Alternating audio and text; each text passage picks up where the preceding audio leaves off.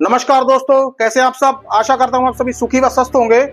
दोस्तों, आज आपके सामने एक बहुत ही चौंकाने वाली खबर है।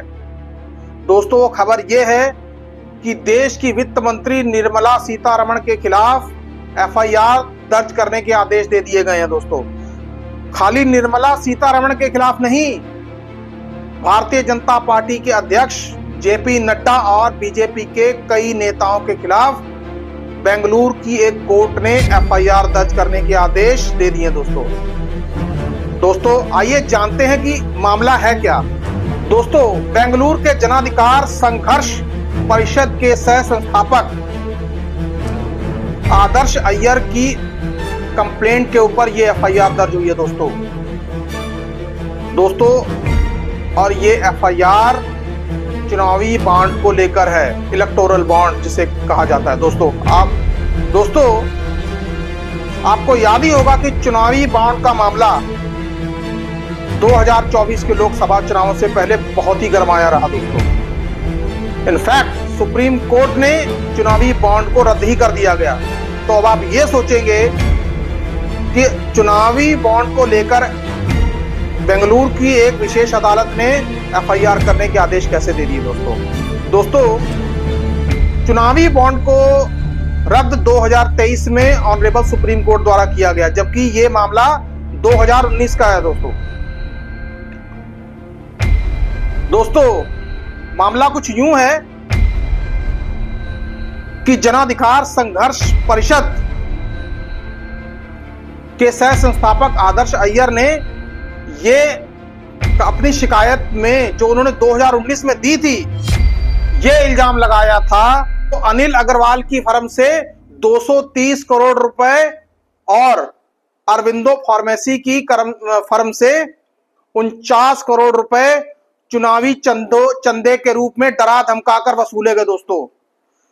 और दोस्तों आपको ये जानकर बड़ी हैरानी होगी, इस आदेश में ईडी का भी नाम है। दोस्तों ईडी के ऊपर एफआईआर करने के आदेश भी दे दिए गए हैं।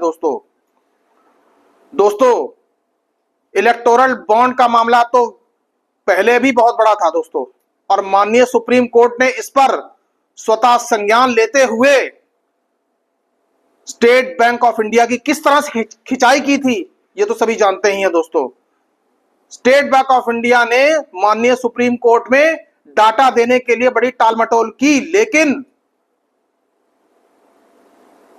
माननीय सुप्रीम कोर्ट के आगे उनकी एक ना चली। दोस्तों नतीजा यह हुआ कि अब चुनावी बॉन्ड सुप्रीम कोर्ट ने रद्द कर दिए।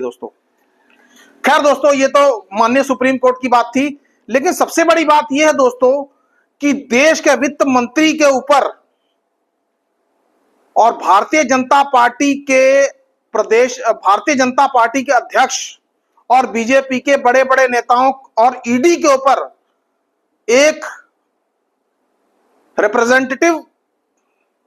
स्पेशल रिप्रेजेंटेटिव कोर्ट के द्वारा यह आदेश पारित करना अपने आप में क्या कहलाता है। दोस्तों इसका मतलब कहीं ना कहीं कुछ गड़बड़ थी, क्योंकि दोस्तों फैसला कोर्ट की तरफ से आया है। दोस्तों अब ये इल्जाम ऐसे नहीं लग गया, क्योंकि अब ये समझा जाना चाहिए कि ऑनरेबल कोर्ट ने यदि कोई आदेश पारित किया है तो सारे फैक्ट्स को अच्छी तरह से एग्जामिन करके ही फैसला दिया होगा। अब दोस्तों इस पर साहब क्या बोलेंगे, इस पर भारतीय जनता पार्टी के चाणक्य क्या बोलेंगे।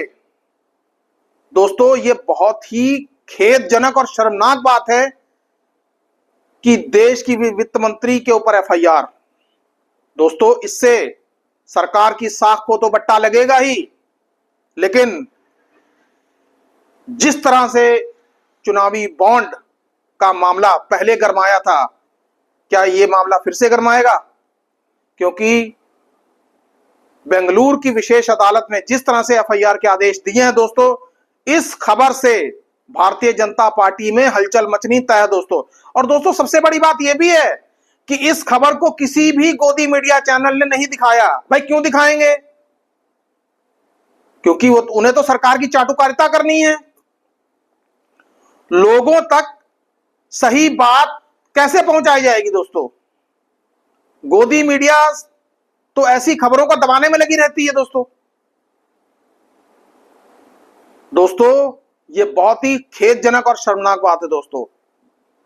अब वहीं दूसरी ओर विपक्ष को सरकार के ऊपर निशाना साधने का पूरा मौका मिल जाएगा दोस्तों।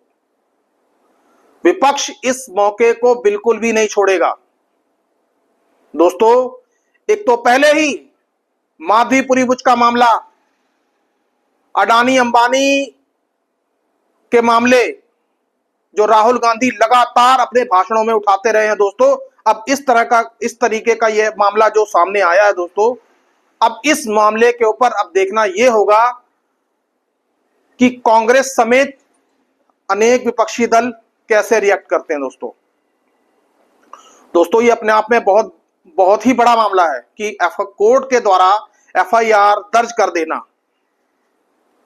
दोस्तों, क्या अब विपक्ष सरकार से निर्मला सीतारमण के इस्तीफे की मांग करेगा? क्या नैतिकता के आधार पर निर्मला सीतारमण को इस्तीफा दे देना चाहिए? चूंकि मामला विचाराधीन है, केस की अगली तारीख 10 तारीख रखी गई है। वो इसलिए क्योंकि अभी तक एफआईआर दर्ज नहीं की गई है दोस्तों। ये एक बहुत ही इंपॉर्टेंट खबर थी जो कि मेरा फर्ज था कि आप लोगों तक पहुंचाई जाए। अब दोस्तों, आप इस खबर के बारे में क्या सोचते हैं? आपकी इस पर क्या राय है दोस्तों? कृपया कमेंट बॉक्स में कमेंट करके मुझे जरूर बताएं। दोस्तों, सुखी रहिए, स्वस्थ रहिए। जय हिंद, जय भारत।